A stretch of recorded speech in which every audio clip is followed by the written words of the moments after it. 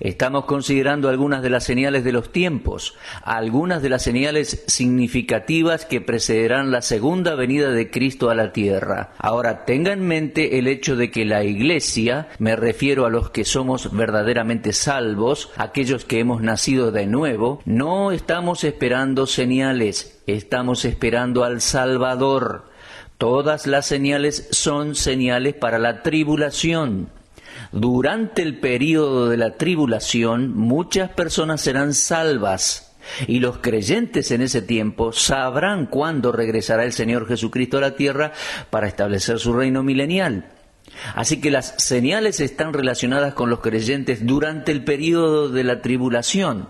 Sin embargo, respecto a los eventos futuros, podemos ver las señales en el horizonte y entonces podemos concluir que la aparición del Señor Jesucristo para reunirse con nosotros en los cielos está mucho más cerca de lo que pensamos. ¿Por qué? Alguno preguntará. Porque el rapto precede a la tribulación. Cualquiera que estudie las señales de los tiempos en la profecía bíblica ciertamente deberá enfrentarse con el aspecto religioso futuro. Tengo en mente ahora la fusión de todas las religiones del mundo en una superiglesia. Aun si la Biblia no dijera nada acerca de una futura organización religiosa mundial, miren, tal religión sería inevitable al fin de los tiempos. Pero en Apocalipsis capítulo 13 se describe una escena que se lleva a cabo o se llevará a cabo en la tierra durante el período de la tribulación siguiente al rapto de la iglesia. Dos bestias son retratadas gráficamente allí en Apocalipsis 13. Una viene del mar, versículos 1 al 10, y la segunda viene de la tierra, versículos 11 al 18.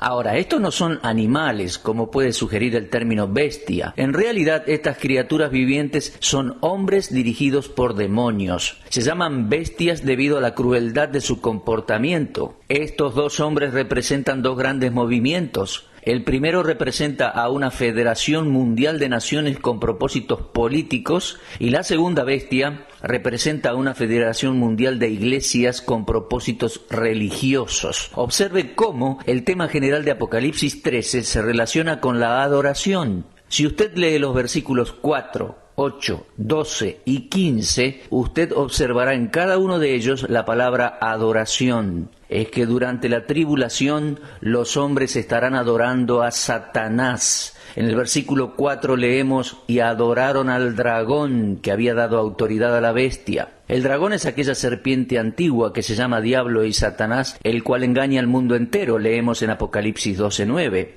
Es Satanás quien da autoridad a la bestia. Por lo tanto, el hombre que recibe adoración durante la tribulación es un hombre de Satanás. Él será adorado por su gran poderío. La gente dirá, ¿quién como la bestia y quién podrá luchar contra ella? Lo leemos en Apocalipsis 13:4. Sus adoradores serán aquellos que han rechazado a Cristo en este tiempo, pues el versículo 8 dice, y la adoraron todos los moradores de la tierra cuyos nombres no estaban escritos en el libro de la vida del Cordero, que fue inmolado desde el principio del mundo. Ahora, la adoración del diablo durante la tribulación será exigida a la fuerza, de acuerdo a Apocalipsis 13:12. Y cualquiera que se rehusare a hacerlo será castigado con la muerte, de acuerdo a Apocalipsis 13:11. Es una profecía que se cumplirá literalmente en la tierra, antes de que Jesucristo regrese en gloria para establecer su reino milenial. Ahora, mi amigo, si alguien que está escuchando este programa cree que el cumplimiento de tal profecía es fantásticamente increíble, le invito a recordar un incidente similar en la historia. Usted puede abrir su Biblia allí en el libro de Daniel. Fíjese por favor en capítulo 3. Nabucodonosor había hecho una imagen de oro que lo representaba. Y luego mandó que todos en su imperio se arrodillaran y adoraran aquella imagen. Ahora, observe en capítulo 3 de Daniel algunas de las características de este asunto. Número 1, la imagen era externa, visible. Es decir, podía ser vista con los ojos y era majestuosa. La Escritura dice que tenía un gran tamaño y esplendor. Número 2, era atractiva a los sentidos. El servicio de adoración era acompañado por varias clases de instrumentos musicales inclusive. Número 3, la adoración era unida en el sentido en que había una hora establecida cuando todos debían adorarla, me refiero a la estatua, y finalmente Una cuarta observación: aquella adoración era ordenada en el sentido en que estaba regulada por un decreto real, decreto del rey, y todo aquel que se rehusara a adorar la imagen en la hora establecida sería arrojado a un horno de fuego ardiente. Mis queridos amigos, esta historia es real, es un hecho verídico, sucedió en el Imperio Babilónico, pero se repetirá en aquellos días futuros de la tribulación, antes del regreso de nuestro Señor Jesucristo a la tierra. Hoy hay un vasto sistema religioso en formación. El interés creciente en este gran movimiento ecuménico tuvo sus comienzos en el tiempo del Papa Juan XXIII, un hombre amable que fue muy popular entre católicos y protestantes. Y este movimiento ecuménico continúa llamando la atención mundial. Está tomando forma rápidamente en las mentes de católicos y protestantes. La alfombra roja está siendo desenrollada para dar la bienvenida a todos los que quieren ingresar. Todos son tratados con respeto y se les hace sentir como en casa. Y esto no es más que la araña invitando a la mosca a entrar a su red. Millones son tan inocentes que se dirigen ciegamente a esta trampa religiosa sin precedentes en la historia de la religión. Este movimiento está ganando un tremendo impulso.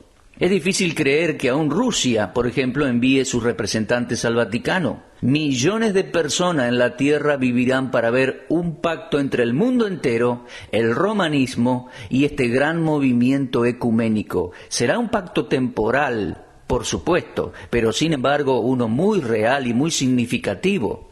Hay algunos movimientos audaces y temerarios en la actualidad. Regresando a la mitad de los años 60, había un anuncio que absolvía a los judíos de ser responsables de la muerte de Cristo. Era simplemente un movimiento para ganar judíos. Los líderes decían que la cristiandad debía compartir la culpa de la muerte de Cristo. Ahora, esta fue una maniobra inteligente, ya que trajo una respuesta favorable de parte de los líderes judíos en aquel entonces. Poco después de ese anuncio, el rabí Maurice Eisendrath, presidente de la Unión de las Congregaciones Hebreo-Americanas, exhortó a los judíos a prestar más atención a Jesús. Dijo que la razón de sus afirmaciones era la actitud del Vaticano. Él dijo en aquella oportunidad: nosotros los judíos por largo tiempo hemos clamado por este cambio indispensable de la diseminación oficial católica de los hechos y de la interpretación. Pero ¿qué pasaba con nuestras actitudes judías hacia la cristiandad, hacia Jesús especialmente? ¿Cuánto tiempo pasará hasta que podamos admitir que esta influencia fue beneficiosa, no solo para los paganos, sino también para los judíos de su tiempo? De este modo, este líder judío siguió la invitación que venía de los gentiles, y desde entonces los judíos y los gentiles se miran más favorablemente unos a otros en Estados Unidos y en diversos lugares del mundo. El resultado de esto es una mejor relación en lo concerniente a nuestra vida social. Pero esto no está en el plan de Dios para su pueblo, para aquellos que ya han sido verdaderamente salvos. Ahora bien, pensemos por estos días, ¿cuál es la actitud de los líderes protestantes hacia la Iglesia mundial? Bien, dejémosle que hablen por ellos mismos y retrocedamos unos años para investigar. Están aquellos que dicen que nosotros necesitamos una conferencia cristiana ecuménica, necesitamos reunirnos. En 1960 fue que los líderes protestantes se reunieron en Ohio, en Estados Unidos, para buscar un punto de unión. Un clérigo episcopal predijo que muchos episcopales deberían regresar a la Iglesia de Roma debido a un clima distinto en la Iglesia Católica Romana que la hacía más aceptable para cristianos de otra liturgia. Esta gran iglesia ecuménica es una significativa señal de los últimos tiempos. ¿Escuchó, mi amigo? En Apocalipsis 17 tenemos un cuadro de aquella superiglesia de los últimos días. Es la cristiandad alejada de Dios y unida a las religiones mundiales. Esta madre de rameras, ese es el lenguaje de Apocalipsis 17, trabaja seduciendo al mundo en la actualidad para llevarlo a una unión. Pero su unión ilícita con el sistema del mundo es contraria a la conducta de la verdadera Iglesia de Cristo. La intriga corrupta por parte del movimiento ecuménico con los líderes políticos y religiosos de la tierra provoca el juicio de Dios sobre ella. Y así la Iglesia ecuménica, mi amigo, es un indicador de la cercanía del fin de los tiempos. Repito, la Iglesia ecuménica es un indicador de la cercanía del fin de los tiempos. La mayoría de la gente lee periódicos todos los días, pero están relativamente ciegos al curso del tiempo. Unas pocas personas están impresionadas por el hecho de que nosotros estamos viviendo en tiempos sin paralelo y de que el mundo se está moviendo hacia alguna clase de clímax. Es el cristiano que estudia la Biblia, el único capaz de interpretar nuestros tiempos correctamente, mi amigo. Vamos a considerar otra señal más. Desde la Primera Guerra Mundial han existido rayos de esperanza para unir a los estados europeos. Al finalizar la Primera Guerra Mundial, Woodrow Wilson trató de llevar esto a cabo a través de la Liga de las Naciones, pero él murió sin llegar a ver su sueño cumplido. Luego el presidente Roosevelt y el primer ministro Churchill tenían ideas similares que querían llevarlas a cabo a través de la Carta Constitucional del Atlántico, con sus 4 libertades. Después, en 1957, un pacto económico fue firmado por 6 países europeos, estableciendo un mercado común que esperaban que los condujera a una unión de sus economías. Konrad Adenauer proclamó esta acción como el mayor paso hacia los Estados Unidos de Europa. Él dijo: las negociaciones para el mercado común llevaron 20 meses para completarse. Estas negociaciones fueron, sin embargo, el fruto de un plan que data desde fines de la Primera Guerra Mundial. En años recientes, el factor económico se ha convertido en uno de los principales asuntos de los gobiernos en el mundo. Hoy, como nunca antes, existe un gran esfuerzo hacia la unión de los países europeos. Un periodista de Washington predijo que dentro de pocos años seremos testigos del nacimiento de los nuevos Estados Unidos de Europa. Un economista alemán dijo: no se equivoquen al respecto, no estamos en economía, estamos en política, estamos construyendo los Estados Unidos de Europa. Hoy en día estamos ante la Unión Europea y proféticamente nos movemos hacia un Estado Unido Europeo, pero eso ya estaba en Daniel capítulo 2. En aquella visión, Nabucodonosor tuvo una vista profética de los tiempos de los gentiles. La imagen multimetálica, podríamos llamarla así, representaba a las naciones. Usted puede leer esto en Daniel capítulo 2. La cabeza de oro de aquella estatua se refería a Babilonia, los brazos de plata al imperio medo-persa, los muslos de bronce representaban al imperio greco-macedonio y las piernas de hierro representaban a Roma. Ahora, si usted observa ese estudio en Daniel capítulo 2, verá que no hay referencia a un quinto imperio mundial. Roma nunca ha sido totalmente destruida. La historia no contiene ningún registro de ningún reino que haya vencido al imperio romano. Ningún enemigo exterior destruyó a Roma. Roma cayó debido a que era moralmente corrupta en su interior. Usted puede leer esto en el clásico de Gibbons, La caída del imperio romano. Ahora, los 10 dedos de la imagen de Nabucodonosor en Daniel 2 son sinónimos de los 10 cuernos en la revelación dada a Daniel en capítulo 7 de su libro y versículo 7. Y estos a su vez son sinónimos de los 10 reinos de Apocalipsis 13, versículo 1 y Apocalipsis 17, versículo 12. Estas son cabezas de una unión final de naciones que emerge del antiguo imperio romano. Apocalipsis 17 describe por su parte a la gran ramera, el sistema ecuménico religioso de los últimos días, ahora ya presente entre los países de Europa. La actividad de la Iglesia ecuménica es una maniobra política para llevar a los Estados Unidos de Europa a unirse en una federación, y tendrán éxito, porque el tema de mayor importancia es el económico. El mercado común europeo derivó en la Unión Europea y fue otra señal de los tiempos, pero déjeme decirle que yo creo que aquel mercado común europeo será precursor de un mercado común mundial. Yo veo un significado profético en ese mercado. Es a esto a lo que hago referencia con la frase «la señal del mercado», un indicador de la cercanía del fin del siglo. He dicho muchas veces que el Señor Jesucristo puede venir en cualquier momento para llevar su iglesia. Y déjeme repetirle, la señal del mercado es otro indicador de que el rapto puede suceder muy pronto. Inmediatamente siguiendo al rapto de la iglesia, el hombre de pecado, el anticristo, surgirá en el mundo. Él será el anticristo, el hombre de Satanás, el único hombre que será capaz de reunir nuevamente a toda Europa y el mundo. Él se convertirá en un dictador mundial durante la segunda mitad de la gran tribulación. Y todo el sistema económico del mundo estará bajo su control. Lo podemos leer en Apocalipsis 13, versículos 16 y 17. Dice así: hará que todos, grandes, pequeños, ricos y pobres, libres y esclavos, se les ponga una marca en la mano derecha o en la frente, y que ninguno pueda comprar ni vender, sino el que tenga la marca o el nombre de la bestia o el número de su nombre. Piensen en ello, queridos amigos. Ni siquiera las necesidades básicas de la vida podrán ser adquiridas o vendidas en aquellos días sin la necesaria identificación, a menos que el comprador y el vendedor adoren a esta persona cruel. ¿Sabe? En nuestros tiempos la gente ya no duda que en corto plazo habrá un hombre que pueda controlar los mercados del mundo. Y cuando un hombre que dé evidencias de poseer una gran fuerza económica aparezca en la escena mundial, bueno, ese hombre será aceptado. La gente tiene que comer y más, y las masas están buscando al hombre que pueda alimentarlas.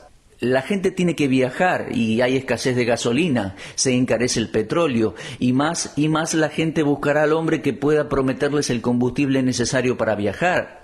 La gente necesita casas para vivir y etcétera, etcétera. Y ellos están buscando a aquellos constructores que puedan producir sus casas. Ahora, cuando el hombre de pecado aparezca en la escena mundial, la Federación de los 10 Reinos necesitará poca persuasión para unir su poder a este hombre. Ahora, ¿cuán pronto alcanzará la profecía su cumplimiento? Solo el Señor conoce la respuesta. Pero las señales son verdaderamente visibles ya. Paralelo a esto, una iglesia mundial aparece desde hace tiempo en la mente de los hombres. Hoy más que en cualquier otro tiempo de la historia, existe una tendencia popular ya respecto a la religión que ha estado creciendo rápidamente durante el siglo XX y ya entrando el siglo XXI. Y esto debido en gran medida a los esfuerzos de concilios mundiales de iglesias, movimientos ecuménicos y grandes movimientos de los últimos grandes papas ecuménicos. Hoy podemos observar también una tendencia hacia la actividad religiosa. Ahora, esto no debe sorprendernos. La Biblia predice exactamente lo mismo. La Iglesia Mundial Común, como la tendencia al mercado común en distintos lugares del mundo, es un indicador de la cercanía del fin de los tiempos. Por lo tanto, no nos sorprendamos de la creciente popularidad a escala internacional de estos grandes movimientos religiosos. Los líderes eclesiásticos que representan cada denominación, incluyendo a la Iglesia Ortodoxa rusa, están interesándose intensamente en esta unidad. Queridos amigos, siempre cuando hablo de esto necesito hacer la aclaración y poner el debido énfasis en que hay un solo Cristo, el Cristo de la Biblia, nacido de la Virgen María, el Hijo de Dios sin pecado que tuvo una muerte en lugar nuestra, sustitutoria, vicaria, en la cruz del Calvario para que los pecadores puedan ser gloriosamente salvos del juicio y del infierno. En Cristo está la salvación y no en una iglesia o un movimiento ecuménico. Ahora, si usted no es un miembro de la verdadera Iglesia de Jesucristo, toda su actividad religiosa será en vano. Dios no aceptará al hombre o a la mujer simplemente porque hablen acerca de Jesús. Hemos sido advertidos por el Señor Jesucristo acerca de falsos cristos que surgirían. El Cristo de los cultos no es el Cristo de la Biblia. Usted puede hablar acerca de Jesús, pero el Jesús acerca del cual la gente habla hoy en día puede no ser necesariamente el Jesús de la Biblia. Recientemente escuché a un hombre decir que Jesús y Cristo son dos personas diferentes. Decía, hay un Jesús en la historia, pero el Jesús de la historia no es el Cristo de la Biblia. Ese hombre era un líder religioso y lo escuché decir esto en presencia de un grupo de adolescentes a quienes les estaba dando un discurso en aquel momento. Bueno, ahora regresemos a la palabra de Dios. Quiero referirme a la verdadera Iglesia de Cristo. ¿Sabe? Hay 3 cosas a las cuales quiero atraer su atención respecto a la verdadera Iglesia. En primer lugar, consideraremos la fundación de la Iglesia y su fundamento. En segundo lugar, la formación de la Iglesia. Y en tercer lugar, algunas de las figuras de la Iglesia en la Biblia, es decir, figuras de dicción, Si fuera posible, abarcaría estos 3 aspectos de mi tema en este programa, pero no se puede agotar el tema en sí mismo. Bueno, personalmente no me considero calificado para tratar de agotar ningún tema de la Biblia. Lo que quiero hacer es presentar unas pocas verdades que confío serán útiles para algunos de ustedes que están escuchándome. Entonces vamos al primer punto, la fundación de la iglesia, el fundamento de la iglesia. La palabra iglesia en el Nuevo Testamento es la traducción de la palabra griega eklesia, que se compone de la preposición ek, que significa afuera, y kaleo, que significa llamar o llamados. La iglesia entonces, en el verdadero sentido de la palabra en el griego usada en el Nuevo Testamento, significa una asamblea llamada afuera. El uso de la palabra iglesia en el Nuevo Testamento no está limitado solo a una asamblea religiosa, La palabra se usó también para referirse a una reunión de ciudadanos llamados afuera de sus casas para ocupar un lugar público con el propósito de discutir o deliberar algo. Eso lo vemos en Hechos 19. Pero nosotros vamos a tomar el sentido del uso bíblico, el uso cristiano, el uso de la palabra en el Nuevo Testamento hablando de la iglesia de Cristo. Ningún estudiante de la Biblia puede negar el hecho de que la palabra iglesia en el Nuevo Testamento se refiere solamente a personas salvas. ¿Entiende eso? Cuando se habla de iglesia o de iglesia se refiere al conjunto de personas salvas. Y no queremos llevar más allá la discusión. Ahora bien, hermano, estimado oyente, consiervo que me escucha, este tiempo de la historia mundial es crítico. Requiere de la unidad de los hombres de Dios que creen y enseñan la Biblia como la divinamente inspirada e inerrante palabra de Dios. Yo creo que el gran enemigo de Jesucristo y su iglesia es el movimiento ecuménico. Mi propósito al preparar este mensaje es despertar y alertar a los que no saben respecto a lo que la Biblia enseña acerca de la iglesia falsa y de la iglesia verdadera. Les ruego la mayor disposición de paciencia a aquellos que están escuchando, aun cuando ustedes pueden diferir conmigo en algún punto. Comencemos con la primera mención de la palabra iglesia en el Nuevo Testamento. Fue nuestro Señor Jesucristo que usó la palabra por primera vez. ¿Sabía? El estudiante de la Biblia puede leer cuidadosamente allí en Mateo 16, versículos 13 al 19. Este es un pasaje importante que contiene 2 afirmaciones muy centrales, muy sobresalientes. Primero, la confesión de fe de Pedro, y segundo, la respuesta del Señor a aquella confesión. Pedro dijo: «Tú eres el Cristo, el Hijo del Dios viviente». Y Jesús contestó: «Bienaventurado eres, Simón, hijo de Jonás, porque no te lo reveló carne ni sangre, sino mi Padre que está en los cielos. Y yo también te digo que tú eres Pedro, y sobre esta roca edificaré mi iglesia, y las puertas del Hades no prevalecerán contra ella». Ahora, mi amigo, el marco de estos versículos es de vital importancia. Si el estudiante bíblico no lo ha notado o no lo ha comprendido bien, fallará en captar el significado que el Señor le da a la palabra iglesia. El Señor Jesucristo había llegado a su propio pueblo, la nación de Israel, con el propósito de ofrecerles el reino anunciado por los profetas del Antiguo Testamento. En principio el mensaje fue predicado a la nación por su precursor, luego por el Señor mismo y después por sus discípulos. Y en principio el mensaje fue este: arrepentíos porque el reino de los cielos se ha acercado. Pero observe con cuidado que su mensaje era solo para Israel y no para las demás personas, no para los gentiles. Usted puede leer con cuidado Mateo 10, versículos 5 al 10. Si usted lee estos versículos cuidadosamente, observará que esta comisión, es decir, que el Señor envió a sus discípulos a predicar, no es para la iglesia en este tiempo.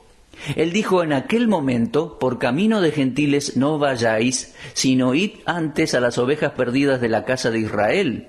Ahora, en el desarrollo de los acontecimientos, cuando fue evidente para todos aquellos judíos que ellos no aceptarían su ofrecimiento del reino, hecho que Cristo ya conocía de antemano, entonces el Señor comenzó a revelar un secreto, una verdad que hasta entonces no había sido revelada. Era el misterio de la iglesia, la cual es su cuerpo.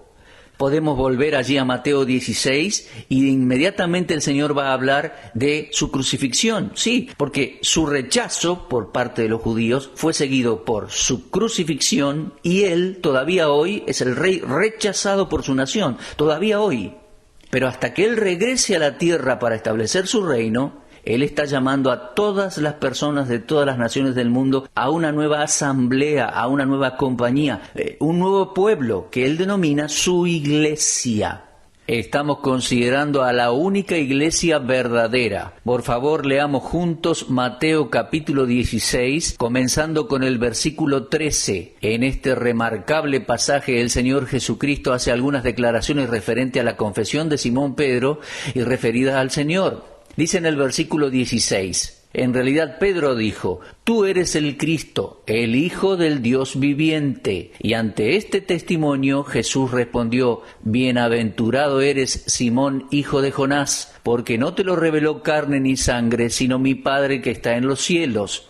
Y yo también te digo que tú eres Pedro, y sobre esta roca edificaré mi iglesia, y las puertas del Hades no prevalecerán contra ella. Estos versículos son de vital importancia. Si no observamos cuidadosamente estos versículos, no comprenderemos el uso que el Señor hizo de la palabra iglesia. Recuerde que Él dijo, edificaré mi iglesia. Hay varias interpretaciones respecto a estas palabras del Señor Jesús y de lo que exactamente quiso decir. Primero, nuestro Señor describe la condición de bienaventuranza que Pedro había llegado a tener por reconocerlo como Mesías, un hecho que la nación de Israel había rechazado. Los judíos consideraban a Cristo como alguien parecido a Juan el Bautista o a algunos de los profetas. Pero Pedro reconoció en él al Hijo de Dios, al Mesías, el Hijo del Dios viviente. Pedro había descubierto en Jesús lo que Dios el Padre intentaba que todos los hombres vieran en su Hijo. Por eso Pedro recibió la bienaventuranza, la cual pertenece a todos aquellos que hagan el mismo descubrimiento que Pedro. Cuando usted reconoce el señorío y la deidad del Señor Jesucristo, es entonces que la bendición vendrá sobre usted, no por una simple comprensión mental o fe intelectual, sino acompañada con una confianza que viene de corazón, viene del corazón. Pedro y el resto de los discípulos estaban ahora listos para recibir la revelación de nuestro Señor concerniente a su iglesia. Por lo tanto, Cristo continuó con estas palabras, tú eres Pedro y sobre esta roca edificaré mi iglesia. La palabra griega para Pedro es Petros, que significa una piedra pequeña. En sustancia, Jesús le estaba diciendo, ahora tú eres una pequeña piedra, Pedro, tú eres un fragmento de la roca original, tal como te lo dije antes. Tú eres Simón, hijo de Jonás, tú serás llamado Cefas. Cefas significaba piedra y usted puede encontrar esta referencia en Juan 1:42. Aquí en Cesarea de Filipos, Cefas recibió su nuevo nombre convirtiéndose en una nueva piedra pequeña. Y Pedro comprendió que con tales piedras vivas, Cristo edificaría su iglesia. Porque como vocero del grupo de los discípulos, Pedro vio cómo muchas piedras vivas eran añadidas a la iglesia. Más tarde, en su primera carta, en su primera epístola, Pedro lo escribió. Dijo, vosotros también, como piedras vivas, sed edificados como casa espiritual y sacerdocio santo, para ofrecer sacrificios espirituales aceptables a Dios por medio de Jesucristo. Continuemos ahora observando el texto. Tú eres Pedro, y sobre esta roca edificaré mi iglesia. Aquí la palabra griega para roca no es la misma que la otra palabra.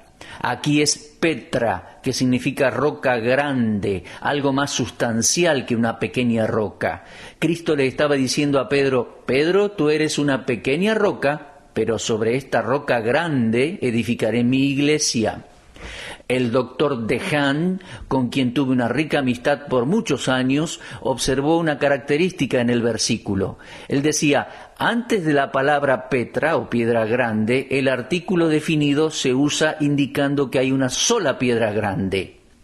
Pero antes de la palabra Petros, que significa piedra pequeña, no se usó ningún artículo, lo cual indica que Pedro no era la única piedra pequeña, sino que él era una de muchas otras piedras pequeñas. Ahora, ¿quién es la roca base sobre la cual se construirá la iglesia de Cristo? Ciertamente no es Pedro. Si Pedro fuera el fundamento, nuestro Señor Jesucristo le hubiera dicho: tú eres Pedro y sobre ti edificaré mi iglesia. Pero Jesús no dijo esto, ni tampoco se refirió mucho más al asunto. Aquí la roca no puede referirse a ningún otro más, sino a Cristo mismo. El apóstol Pablo dijo sinceramente en 1 Corintios 10:4, y la roca era Cristo. Escribiendo en la misma epístola, Pablo incluyó estas palabras en 1 Corintios 3:11. Él dijo: porque nadie puede poner otro fundamento, roca fundamental es eso, que el que está puesto, el cual es Cristo.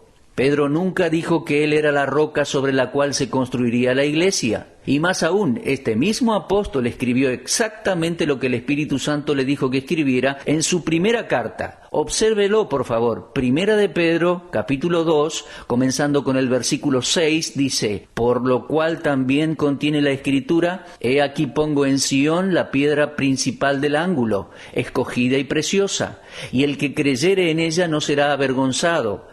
Para vosotros, pues, los que creéis, Él es precioso, pero para los que no creen, la piedra que los edificadores desecharon ha venido a ser la cabeza del ángulo, y piedra de tropiezo y roca que hace caer, porque tropiezan en la palabra siendo desobedientes, a lo cual fueron también destinados. Ahora bien, Pedro y el resto de aquellos discípulos a quienes Jesús habló en aquella oportunidad eran judíos, y judíos que conocían las Escrituras en hebreo. Ellos podrían llegar solo a una conclusión: que esta figura de dicción, la roca, era también un símbolo de la deidad de Cristo, puesto que esto estaba establecido claramente varias veces en el Antiguo Testamento. Tome nota, por favor, en Deuteronomio 32, versículos 4, 15, 18 y 31. Segundo libro de Samuel, capítulo 22, versículos 2, 32 y 47. En el Salmo 18 y versículo 2. En el Salmo 61, 2 y en el Salmo 62, 2. Cualquier iglesia construida sobre un fundamento que no sea el Señor Jesucristo no es la verdadera iglesia. Ahora, regresemos al texto que contiene la primera mención de la palabra iglesia allá en Mateo 16. Y continuando, en versículo 18, el Señor dijo: y las puertas del Hades no prevalecerán contra ella. La palabra Hades aquí corresponde a la palabra hebrea Seol en el Antiguo Testamento. No significa el lago de fuego, que es el lugar final para Satanás, los demonios y los seres humanos inconversos. No. La palabra es usada 4 veces en los Evangelios y siempre por el Señor Jesús. Usted la encontrará en Mateo 11:23, en Mateo 16:18, en Lucas 10:15 y en Lucas 16:23. Entienda que significa la morada intermedia de los muertos. Es que antes de la resurrección de Cristo, todos los muertos, salvos y perdidos, iban al Hades. Una sección del Hades, llamada paraíso, estaba reservada para los salvos. Es aquí donde el Espíritu de Cristo estuvo entre su muerte y su resurrección. Luego de su resurrección, ascendió al cielo llevando con él a los santos del Antiguo Testamento, de acuerdo a lo que leemos en Efesios capítulo 4 y versículo 8. Ahora, cuando los creyentes mueren, ellos van a estar con Cristo, ausentes en cuerpo, presentes con el Señor. Ahora, esto está registrado en 2 Corintios 5, versículos 6 al 8, y Filipenses 1, versículos 23 y 24. Entonces, ¿qué quiso decir Cristo cuando dijo: las puertas del Hades no prevalecerán contra ella, contra la iglesia? No quiso decir lo que comúnmente se piensa, que la iglesia triunfará sobre el diablo y el mal en la tierra. No, en primer lugar, ni el diablo ni los demonios están en el Hades. Yo creo que nuestro Señor estaba enseñando que la muerte nunca puede vencer su iglesia. Cristo es la cabeza viviente de la iglesia y ésta nunca puede morir. A los miembros individuales de su iglesia se les prometió perpetuidad por medio de la resurrección. La iglesia de Cristo es una iglesia permanente. Las iglesias locales han sido levantadas y han muerto. Se levantaron denominaciones y luego murieron. La iglesia ecuménica emergente está condenada a muerte y desaparecer, pero la iglesia de nuestro Señor Jesucristo vivirá por siempre. El Señor Jesús concluyó el Sermón del Monte con una solemne advertencia. Sus palabras no estaban dirigidas a su iglesia porque la misma no había sido aún fundada. Ciertamente se aplica muy definidamente a cada ser humano, a cada individuo. El Señor Jesús advirtió en contra de los falsos profetas y maestros, y luego el Rey advirtió a cada individuo sobre cuál fundamento debían construir. La persona que escucha y obedece lo que Cristo enseñó y construye su esperanza eterna sobre Cristo mismo es como el hombre sabio que edificó su casa sobre la roca. La lluvia, la inundación y los vientos golpearon la casa, pero no cayó, porque estaba fundada sobre una roca. Leemos esto terminando capítulo 7 de Mateo. Por lo tanto, aquel que confía en Cristo construye sobre una base segura.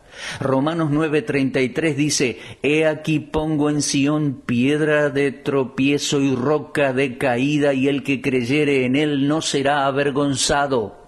Cualquier vida construida sobre la roca divina, el Señor Jesucristo, nunca puede fallar, ni en esta vida ni en la venidera.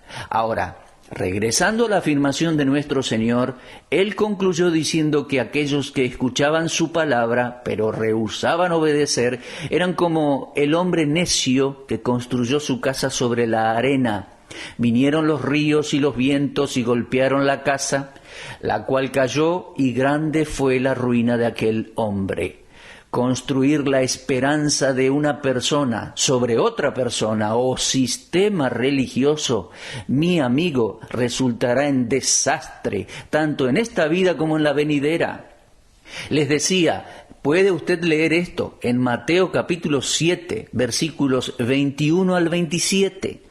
Los judíos que lo escuchaban nunca antes habían oído una enseñanza como esta. Si ellos hubiesen escuchado sus palabras y lo hubiesen recibido, habrían sido salvos. Pero muchos de ellos lo rechazaron y lo crucificaron, y así se perdieron. Ahora, la iglesia ecuménica está construida sobre las arenas del tiempo. Tienen líderes que niegan que Cristo sea Dios y cuya principal autoridad es su propia filosofía en vez de la palabra de Dios escrita. Tal iglesia está condenada al desastre porque no está construida sobre la roca sólida, el Señor Jesucristo. Bueno, les invito ahora a regresar al texto de Mateo 16. Cuando el Señor hizo su primera declaración respecto a su iglesia, Él dijo: edificaré mi iglesia.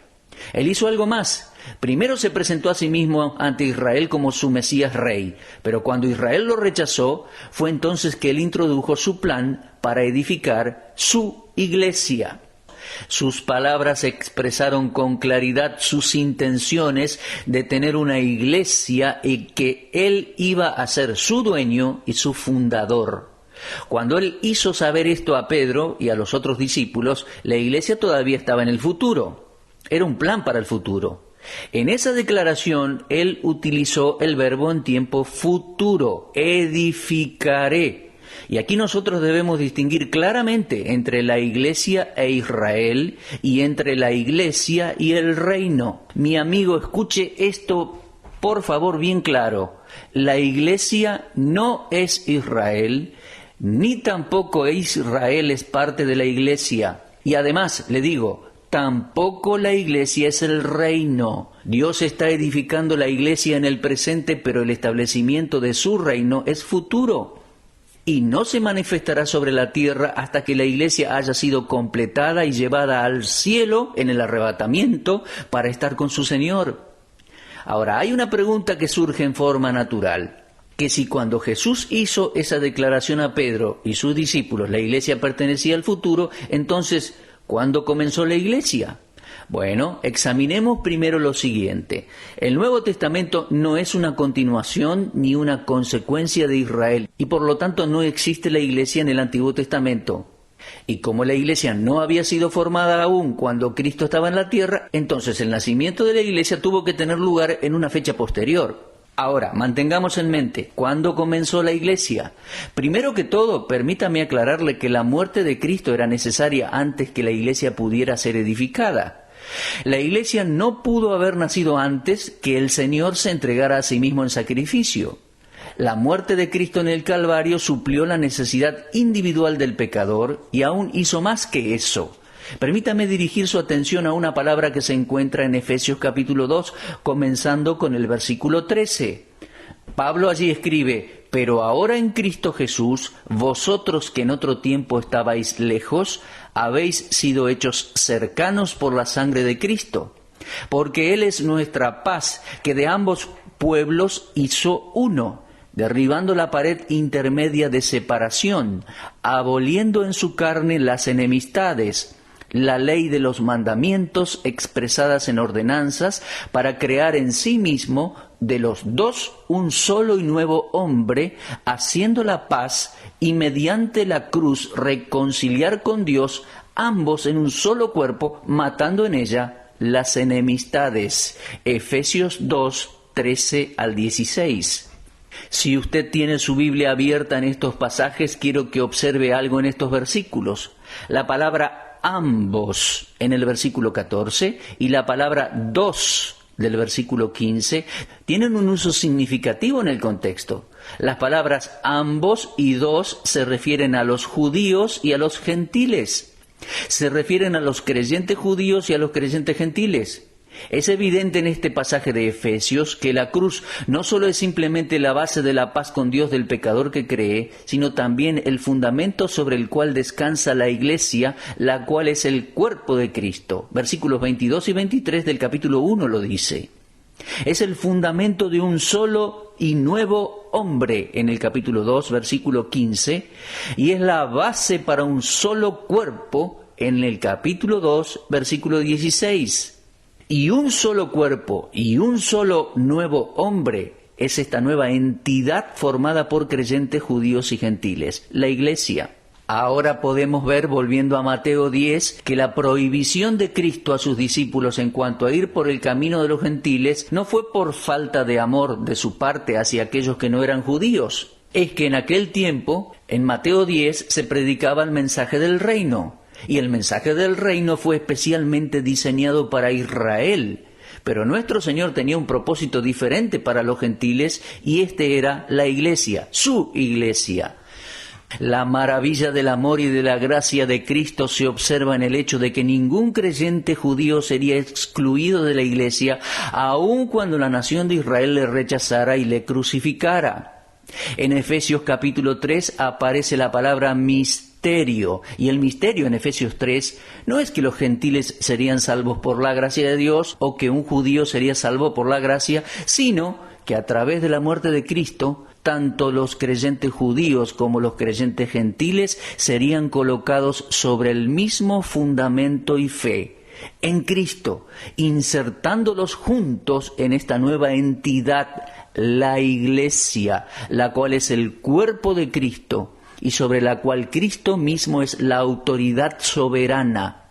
Esta no podía ser formada antes de que Cristo muriera, porque es precisamente la Iglesia de Dios que Él había comprado con su propia sangre, de acuerdo a Hechos 20:28. Dicho sea de paso, una iglesia comprada a tal precio demanda el más alto cuidado por parte de sus miembros y sobreveedores. El punto que estoy enfatizando aquí es que la muerte de nuestro Señor Jesucristo era absolutamente esencial antes de que la iglesia pudiera tener su comienzo. Ahora bien, la muerte de Cristo no solo era importante para la formación y fundación de la Iglesia, sino que la resurrección de Cristo también era necesaria. En el plan del Dios Trino para salvar a los pecadores, la resurrección de Cristo era una parte imprescindible. Cuando Jesús dijo, edificaré mi iglesia, continuó con el anuncio de su muerte y su resurrección. Lo podemos leer allí en Mateo 16. Pues leemos así a partir del versículo 21. Desde entonces comenzó Jesús a declarar a sus discípulos que le era necesario ir a Jerusalén y padecer mucho de los ancianos, de los principales sacerdotes y de los escribas, y ser muerto y resucitar al tercer día. La resurrección de Cristo entonces era una parte necesaria para su evangelio de salvación. Y como la iglesia de Cristo es un organismo viviente, no habría iglesia hasta que Él se levantara de entre los muertos para proveerle a ella su propia vida resucitada. La iglesia debe tener una cabeza viviente para poder sobrevivir. La muerte, resurrección y el ministerio intercesor presente de nuestro Señor Jesucristo son el secreto de la supervivencia y la fuerza de la Iglesia. Ahora, la muerte y resurrección de Cristo eran esenciales entonces para la Iglesia, pero igualmente esencial era el descenso del Espíritu Santo. Cuando Jesús habló de su regreso al cielo, en Juan capítulo 14, Él prometió enviar al Espíritu Santo como su vicario. El vicario debe hablar y actuar con la misma autoridad y poder que tiene a quien él representa. Ahora bien, usted habrá notado que en la actualidad existen iglesias que han reclamado esta autoridad y han colocado este poder sobre hombres y aún han designado a ciertos hombres como vicarios de Cristo sobre la tierra, pero muchos de ellos incluso con una mala conducta. Los registros históricos de la inmoralidad de algunos de estos líderes nos demuestran que Jesucristo nunca confiaría su iglesia en las manos de ningún hombre. Mi amigo, la iglesia, corporativamente, y los miembros, individualmente, necesitan dirección divina, la cual viene del Espíritu Santo a través de la palabra de Dios, la Biblia. Las palabras de despedida del Señor a sus discípulos fueron: «He aquí yo enviaré la promesa del Padre sobre vosotros, pero quedaos vosotros en la ciudad de Jerusalén hasta que seáis investidos de poder desde lo alto». Eso lo podemos leer en Lucas 24:49. La iglesia es la habitación de Dios a través del Espíritu Santo. De acuerdo a Efesios 2:22, no habría iglesia hasta que el Espíritu Santo viniera. Bueno, entonces nos hacemos de nuevo la pregunta: ¿cuándo tuvo su comienzo la Iglesia de Cristo? Cualquier intento de contestar esta pregunta coloca al maestro en un terreno controversial, y me doy cuenta de esto, pero tengo que tratar de contestar la pregunta. Permítame intentar una respuesta diciendo esto: yo no creo que la Iglesia haya nacido antes de Pentecostés de Hechos 2. Pero ante el riesgo de ser rotulado como ultradispensacionalista, por algunos que conocen esa expresión, y discúlpenme aquellos que no entienden tal vez el término, quiero agregar que tampoco veo que la Iglesia haya sido completamente formada en Pentecostés de Hechos 2. En Hechos 1:6, los discípulos estaban todavía esperando el reino. Sus expectativas estaban basadas en la promesa de Cristo que 12 de ellos se sentarían en 12 tronos. El Señor afirmó esto en Mateo 19:28, y por lo tanto procedieron a designar a Matías para tomar el lugar de Judas, formando así el grupo de los 12. Esto está registrado en Hechos capítulo 1, versículos 21 al 26. Pero en Hechos 2, Pedro dirigió su sermón a los hombres de Judá, lo leemos en Hechos 2:14, y a los hombres de Israel, Hechos 2:22. Las personas presentes en aquella fiesta de Pentecostés eran todavía judíos, de acuerdo a Hechos 2:5, y muchos de ellos eran prosélitos del judaísmo, de acuerdo a Hechos 2:10. Parece bastante claro que aún en aquel tiempo los apóstoles no rompieron completamente con el judaísmo, al menos en sus conceptos y en sus mentes, porque continuaron adorando en el templo judío de acuerdo a Hechos 2:46 y a Hechos 3, versículos 1 al 11. Ahora, si Pentecostés fuera el modelo para la iglesia, entonces nosotros estaríamos adorando en templos judíos. Por favor, lea el segundo sermón de Pedro predicando en el templo y observe que también estaba dirigido a judíos. Hechos 3:12. Incluso con la promesa de que Cristo retornaría si la nación de Israel se arrepentía y creía. Hechos 3:19 al 20. Avanzando a Hechos 5, Jerusalén todavía era el centro de la bendición y Pedro estaba todavía apelando a Israel para que se arrepintiera y recibiera a Cristo como su Salvador para perdón de pecados. En Hechos 7, Esteban se dirige a los judíos en su revisión de la historia judía, les muestra cómo ellos no habían obedecido la palabra de Dios, sino que habían resistido al Espíritu Santo y asesinado a Jesucristo el justo. Y a causa de esta prédica ellos mataron a Esteban. Y este fue el último de los 3 asesinatos del Nuevo Testamento. Asesinato de hombres que habían desafiado a los judíos, enfrentándolos con su rechazo de Cristo y de su reino. El primero fue Juan el Bautista. El segundo fue Cristo mismo y el tercero fue Esteban. Con la muerte de Esteban, ellos resistieron al Espíritu Santo, quien había descendido en Pentecostés de Hechos 2. Y de esta manera ellos recibieron su última oportunidad para que la era de la Iglesia siguiera su curso y Cristo, en el futuro, regresara de nuevo a la tierra. La muerte de Esteban entonces marcó el fin del ofrecimiento del reino de parte de Dios a Israel. Les aclaro, continuaré con este estudio, pero antes de concluir quiero hacerle una pregunta. ¿Ha nacido usted de nuevo? ¿Es usted miembro de la verdadera Iglesia de Cristo? ¿Ha abierto su corazón para recibir al Señor Jesucristo como su Salvador y Señor? Si no lo ha hecho, entonces hágalo ahora mismo, mi amigo. La palabra de Dios dice, cree en el Señor Jesucristo y serás salvo. No importa a qué iglesia en la tierra pertenezca usted. Si usted nunca ha sido salvo, si usted nunca ha confiado en Cristo para la salvación de su alma, está perdido y sin esperanza. Su iglesia no puede salvarlo. No hay redención en ninguna denominación ni en ninguna sociedad religiosa. Usted debe tener una experiencia personal de fe en el Señor Jesucristo. Por lo tanto, confíe en el Salvador ahora mismo y Él le salvará de inmediato.